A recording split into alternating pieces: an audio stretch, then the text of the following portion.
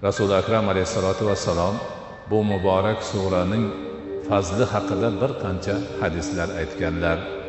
Shulardan birida aytadilarki, Qur'oni Karimda bir sura bor, 30 oyatdan iborat.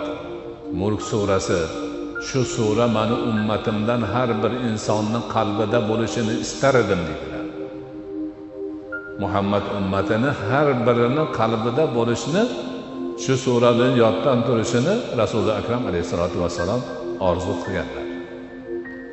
O'zlari ta'kidlangan sahih hadislarda aytilishicha, surai mulkni o'qimasdan uxlamaganlar. Taborak surasini o'qimasdan uxlamaganlar. Ana endi o'sha kech kirganda, ha shomdan keyin bo'lsin, ha xuftondan keyin bo'lsin, surai mulkni o'qish ham Naqshbandiya tariqatini virdlaridan bir virddir, ta'kidlangan. Kim imkonini topsa, shu muborak surani har kuni, ha shomdan keyin bo'lsin, ha xuftondan keyin bo'lsin, o'qib qo'ysa juda ulug' ish qilgan bo'ladi. Sahih hadislarda keladi, bir inson safarda uzoq yurib, kechasi charchab, bir yerda to'xtab, o'ziga bir yotoq tayyorlab, ustini yopib, boshqa qilib yotibdi, uxlash uchun.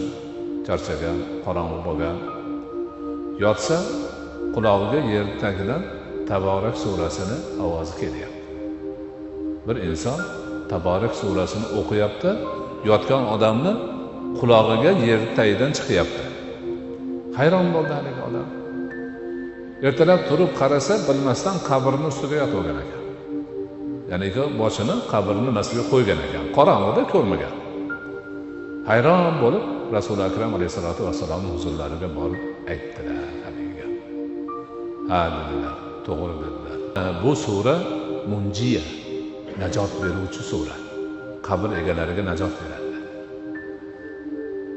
Shuning uchun biz hamma dafn marosimlarida mayyitni ko'mib bo'lgandan keyin xuddi shu surani o'qiladi. Umid nima?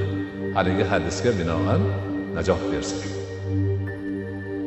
Ana shuning uchun bu surani o'qishga ta'kid ko'p odamlar qiziqqan, mashoyixlar aytgan va ko'pchilik qiladi. Hozirgacha bilmaganlar bo'lsa, imkonini topib, shuni yo'lga qo'yib olsalar, ixtiyoriy, unaqa nimasi yo'q. O'qimasa hech qanaqa kamchilik yoki itob yoki bir gunoh bo'ladi degan gap yo'q. O'zini fazlini oshirish uchun, haligi barakotlardan menga ham nasibador bo'lishni nasib qilsin degan ma'noda bo'lsa, marhamat.